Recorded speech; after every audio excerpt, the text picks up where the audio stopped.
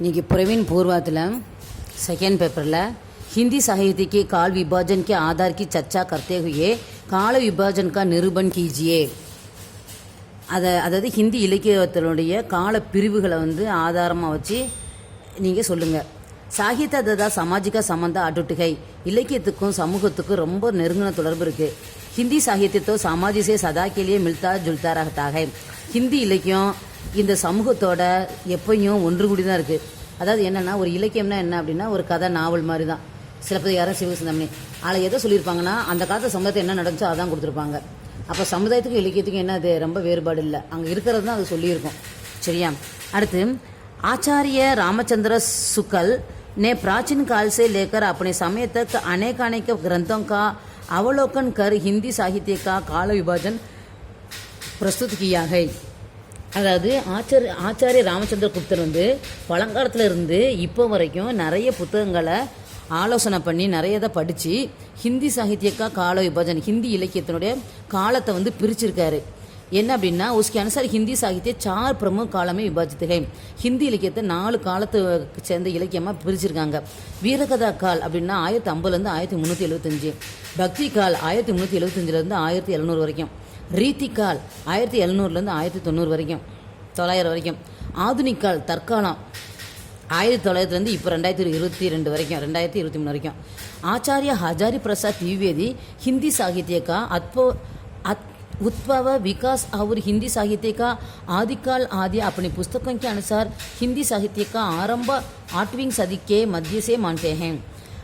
आचार्य हजारी प्रसाद द्विवेदी என்ன சொல்றானா, ஹிந்தி இலக்கியத்தோட வளர்ச்சி தோற்றம் வளர்ச்சி மற்றும் ஹிந்தி இலக்கியத்தோட ஆதிக்கால்னா எப்போ முத தோன்றுச்சோ அந்த காலம் அதெல்லாம் அப்படி புஸ்தகಕ್ಕೆ அனுசார் தன்னுடைய புத்தகம் மூலமாக ஹிந்தி சாகித்யக்கா ஆரம்ப ஹிந்தி இலக்கியம் ஆட்விங் அப்படின்னா 8ஆம் நூற்றாண்டுலேருந்து தொடங்கியது அப்படின்னு சொல்கிறாரு. சந்த சாகித்யக்கே சாத் இன்ஹோனே கபிதாஸ் கபி மூல்யாகாந்த் கியாகை. சந்த சாகித்யக்கே சாத் துறவிகள் நிறைய பேர் இலக்கியம் எழுதியிருக்காங்க. அதோட கபிதாஸ் தான் கபிதாஸ் கபி மூல்யாங்கன் கியாகை. அவர் கபிதாஸை தான் முத எடுத்திருக்காரு. ஹிந்தி சாகித்யக்கே சுரப பர் சமாஜிக பிரபாவ் ஹர் கஹி பயா ஜாதா ஹை. ஹிந்தி இலக்கியத்தினுடைய தோற்றத்தில் சமாஜிக பிரபாவ் சமுதாயத்தோட தாக்கம். இப்போ ஒரு இலக்கியம் எழுதுனாங்கன்னா இப்போ திருவள்ளுவர் திருக்குறள் எழுதியிருக்காரு. அதில் என்ன சொல்லியிருக்காங்கன்னா, நல்லா படிக்கணும், பெரியவங்களுக்கு மரியாதை சொல்லணும், மரியாதையாக இருக்கணும், கல் குடிக்கக்கூடாது, பொய் பேசக்கூடாது, செல்வத்து செல்வம் கேள்வி செல்வம் இப்படிலாம் சொல்கிறாரு. அப்போ என்னன்னா அந்த காலத்து மக்கள் எப்படி இருந்தாங்க, ரொம்ப தீயவங்களாக இருந்தால் நிறைய அறக்கருத்துகள், இப்படி வாழணும் அப்படி வாழணும் அப்படின்னு நிறைய சொல்லியிருக்காரு. அப்போ என்ன மக்கள் அந்த மாதிரி இல்லாதனால தான் அப்படி எழுதியிருக்காங்க. அப்போ ஒரு இலக்கியத்தை ஆராய்ச்சி பண்ணோம்னா அந்த கால மக்கள் எப்படி வாழ்ந்தாங்க அப்படிங்கிறத கண்டுபிடிச்சிடலாம். हिंदी साहित्य का आदिकाल आदि अपनी पुस्तकों के अनुसार हिंदी साहित्य का आरंभ 8वीं सदी से माध्यम से मानते हैं. 8ஆம் நூற்றாண்டில் இது தொடங்குறதா சொல்கிறாங்க. சந்து சாகித்ய சாத் இன்ஹோனே கபிதாஸ் கபி மூல்யாங்கான் கியாகை. கபிதாஸ் தான் முத எழுத்தாளராக அவர் சொல்கிறாரு. ஹிந்தி சாகித்ய சொருவப்பர் சாமாஜிக பிரபாவ ஹர் கஹி பயா ஜாதா ஹை. ஹிந்தி இலக்கியத்தில் இந்த சமுதாயத்தில் ஒவ்வொரு இடத்துலையும், அதாவது ஹிந்தி சாகித்ய சொருவப்பர் சாமாஜிக பிரபாவ் அந்த இலக்கியத்தில் சமுதாயத்தின் ஒவ்வொரு பக்கமும் அதில் இருக்குது. சமாஜிக்கே அனுசார் சாகித்ய பதல்தாக சமுதாயத்துக்கு ஏற்ற மாதிரி இந்த இலக்கியம் மாறுது. கிசி பி பாஷா கேலியே எக் நயி பாத் நயி ஹை. எல்லா மொழிக்கும் இதுதான். எந்த மொழி இலக்கியத்தை எடுத்தாலுமே அந்த மொழி இலக்கியத்தை படித்தோம் அப்படின்னா அது எந்த காலகட்டத்துக்குன்னு சேர்ந்ததுன்னு பார்த்தாங்கன்னா அந்த காலகட்டத்தில் மக்கள் அப்படி தான் இருந்திருப்பாங்க. அதை பற்றி தான் எனக்கு கவிதையை எழுதியிருப்பார். ஒரு நியூஸ் பேப்பர் படிக்கிறோம் அல்லது இப்போ எழுதுறாங்க. இப்போ யாராவது கதையை படிக்கிறோன்னு வச்சுக்கோங்க. இப்போ நிறைய பேர் கதை எழுதுறாங்க. அந்த கதையை படித்தா என்ன சொல்லுவாங்க, 2000 வருஷத்துக்கு முன்னாடி நடந்த கதையாக சொல்லுவாங்க. பக்கத்தெருவில் நேற்று முந்தானத்தில் நடந்த கதையை தான் அவங்க சொல்லியிருப்பாங்க, கதையாக எழுதியிருப்பாங்க. அப்போ என்னென்னா சமுதாயத்தையும் இலக்கியத்தையும் பிரிக்க முடியாது. சமுதாயம் இலக்கியத்தை காட்டுற கண்ணாடி, அதில் என்ன இருக்கோ அதை தான் இது காட்டும். हिंदी भी इससे दूर नहीं है. हिंदी इधर विधिविलक கிடையாது. इसलिए हिंदी साहित्य का काल विभाजन भी समाज और देश की परिस्थिति के आधार पर किया गया है. அதனால் ஹிந்தி இலக்கியத்தை அது எந்த காலகட்டத்தை சேர்ந்தது அப்படின்னு பிரித்தோம் அப்படின்னா அது தேசம் மற்றும் சூழ்நிலையை ஆதாரமாக கொண்டதாக இருக்கும். சாகித்யக்கே சுரூப சமாஜிக சுரூப சாகித்யம் அதாவது இலக்கியத்தினுடைய தோற்றம், சமுதாயத்தோட தோற்றம், சாகித்யக்கு ரச்சனையங் இலக்கிய படைப்புகள், சாகித்யக்கார் ஆதிக்கோ லக்ஷ்ய பனாக்கர் அந்த சாகித்யக்கார் ஆதிக்கோ அதாவது சாகித்யன் அந்த கதையை எழுதினவர் இவங்க எல்லாத்தையுமே வச்சுக்கிட்டு ஹிந்தி சாகித்ய இதிகாஸ் விபின்ன காலம் पर विभाजित किया गया है. அப்போ அவங்களுடைய படைப்புகள் அதே சமயம் அதை எழுதினவங்க இதெல்லாம் பார்க்குறப்ப அவங்க அந்தந்த காலத்தை சேர்ந்தவங்கன்னு நம்ம கரெக்டாக பிரிக்கலாம்.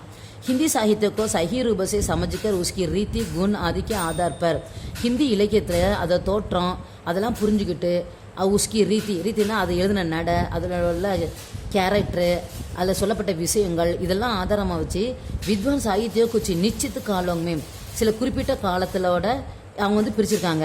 ஹிந்தி சாகித்யமே சகி ஆலோசக்கிய ரூபமே ஹிந்தி இலக்கிய உலகத்தில் ஒரு சரியான ஆலோசகர் யார் அப்படின்னா டாக்டர் ராம்குமார் வர்மா. அவர் ஆதர் கே சாத் லியா கயா ஹை. அவர் வந்து இந்தி இலக்கிய உலகத்தில் ஒரு சிறந்த விமர்சகர் அப்படிங்கிற ரூபத்தில் அவரை பார்க்குறோம்.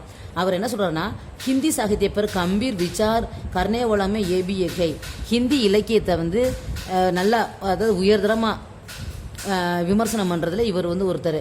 ஹிந்தி சாகித்யக்கா ஆலோசாத்மக் இதிகாசமே ஹிந்தி இலக்கியத்தை வந்து திறனாய்வு பண்ணுறாங்க. எந்தெந்த இது யார் யார் எழுதுனது எப்போ எந்த காலகட்டத்தில் எழுதுனது அதில் என்ன சொல்லியிருக்கு அப்போலாம் ஆராயிரப்ப டாக்டர் ராம்குமார் வர்மானே சாத்தியக்கா விபாஜன்மே கியாக. டாக்டர் ராம்குமார் வர்மா வந்து இலக்கியத்தை இப்படி பிரிச்சிருக்காரு. எப்படி பிரிச்சிருக்காரு? சந்திக்கால்னா ரொம்ப ஆரம்ப காலம் 750 1100.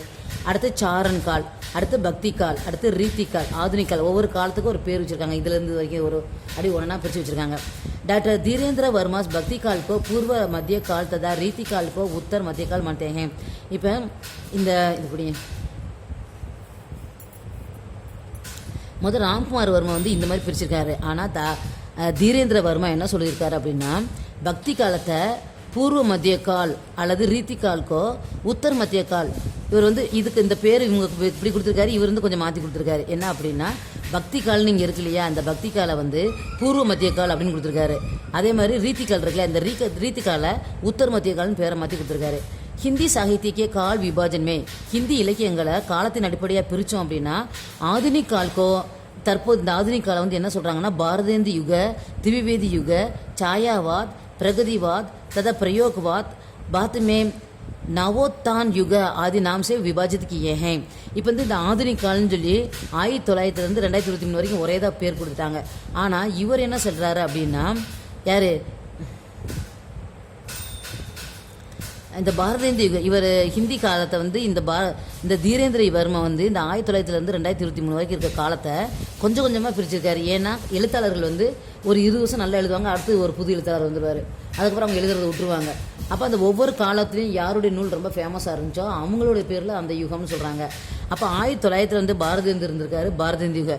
கொஞ்ச நாள் கழிச்சு திவிவேதி வந்துட்டார், அதனால திவிவேதி யுக. அடுத்த 10 வருஷத்தில் சாயாவாத் பிரகதிவாத் பிரயோக்வாத் அப்படின்னுங்கிற கடவுளை பற்றின சிந்தனையில் நிறைய எழுதியிருக்காங்க. அதெல்லாம் சாயாவாத் இந்த பேரில் இருக்குது. அதுக்கப்புறம் நவோதான் யுக அதாவது ப்ரெசண்ட்டாக 2023 இருக்கு இல்லையா அதை நவோதான் யுகன்னு சொல்கிறாங்க. லேக்கின் ஹிந்தி சாகித்யக்கா கால் விபாஜன்மே ஆனால் ஹிந்தி இலக்கிய உலகத்தை வந்து பிரிக்கிறப்ப ஆச்சாரிய ராமச்சந்திர சுக்லகா விபாஜன்கி சர்வமானியகை.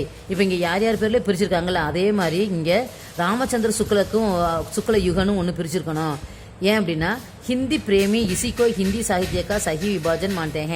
ஹிந்தியை நேசிக்கிறவங்க ஹிந்தி பாஷை பேசுகிறவங்க இப்படி பிரித்தாதான் அதை விரும்புவாங்க. ஏன்னா அவர் அவ்வளோ படைப்பு படைச்சிருக்காரு. ஹிந்தி சாகித்யக்கோ சம்பூர்ண ரூபசே சமஜனே கே பாத் ஹிந்தி இலக்கிய உலகத்தை முழுசாக புரிஞ்ச பிறகு ஜாதாதார் வித்வானவனே நிறைய வித்வான்கள் உசே சார் காலமே இப்போ ஹிந்தி இலக்கியத்தை நல்லா படித்த வித்வான்கள்லாம் என்ன செய்கிறாங்கன்னா அதை 4 காலமாக பிரிக்கிறாங்க. பிரித்து சகமத்துக்கு ஏகே அதை ஏற்றுக்கிட்டு இருக்காங்க. உன்கே அனுசார் வீரகதா யா ஆதிக்கால் வீரகதா அல்லது ஆதிக்கால்னு சொல்கிறாங்க, பக்தி கால் அல்லது பூர்வ மத்திய கால்னு சொல்கிறாங்க, ரீத்தி கால உத்தர் மத்திய கால்னு சொல்கிறாங்க. ஆதுனிக் காலை வந்து ஹிந்தி சாகித்யக்கோ சஹி காலமே விபாஜன் கர்னேக்கா உன்மத்த தரிக்காக இப்போ இருக்கிறத ஆதுனிக் கால்னு பிரிச்சிருக்காங்க. ज़्यादातर साहित्यकार का तथा हिंदी प्रेमी इसी को हिंदी साहित्य काल विभाजन तालिका स्वीकृत करते हैं. இப்போ தற்போது இருக்கவங்க இந்த மாதிரி பிரிச்சா அதை சரின்னு ஏற்றுக்கிறாங்க.